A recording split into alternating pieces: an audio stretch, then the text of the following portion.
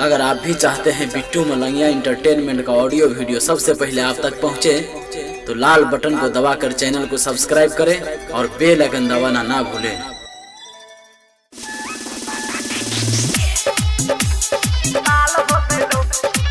अखन अपने सब सुन रहे छी बिट्टू मलंगिया एंटरटेनमेंट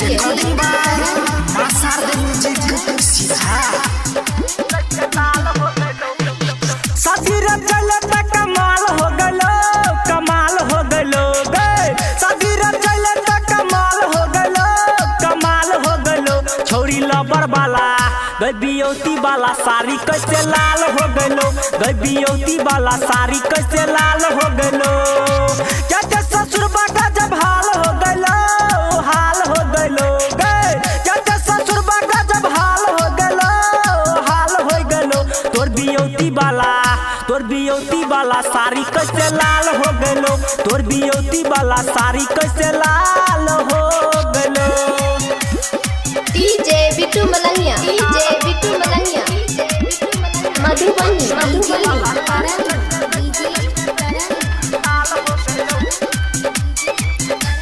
छूटल लागो तोरा ढोरही के जंग गे। भातारा सलेल ही की वैरायटी वाला रंग गे।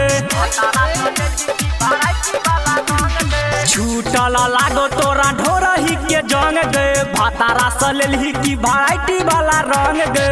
फूलल फूलल दोनों गाल हो गलो, गाल हो गलो गे। फूलल फूलल दोनों गाल हो गलो, गाल हो गलो। छौरी लबर वाला गबियोती वाला साड़ी कैसे लाल हो गलो, गबियोती वाला साड़ी कैसे लाल हो गलो।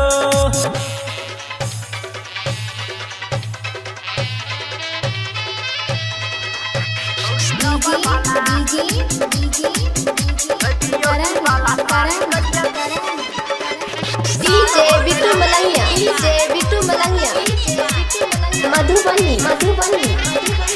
गेला जनवरी में तयला होली बाद गे। ससुरा में ले चला तू बैगन के सवाद गे। गेला जनवरी में तयला होली बाद गे। ससुरा में ले चला तू बैगन के सवाद गे। एकर पंकज बेहाल हो गलो, बेहाल हो गलो गे। गायक सतवान बेहाल हो गलो, बेहाल हो गलो। छौरी लबर वाला गबियोती वाला साड़ी कैसे लाल हो गलो, गबियोती वाला साड़ी कैसे लाल हो गलो। साथी रे चले त कमाल हो गलो, कमाल हो गलो गे। साथी रे चले त कमाल हो गलो, कमाल हो गलो। छौरी लबर वाला गबियोती वाला साड़ी कैसे लाल हो गलो, गबियोती वाला साड़ी कैसे लाल हो गलो। क्या क्या ससुर बाका जब हाल हो गलो, हाल हो गलो गे। क्या क्या ससुर बाका जब हाल हो गलो, हाल हो गलो। तोर बियोती वाला साड़ी कैसे लाल हो गलो, तोर बियोती वाला साड़ी कैसे लाल हो गलो। Presented by Bittu Malangiya Entertainment।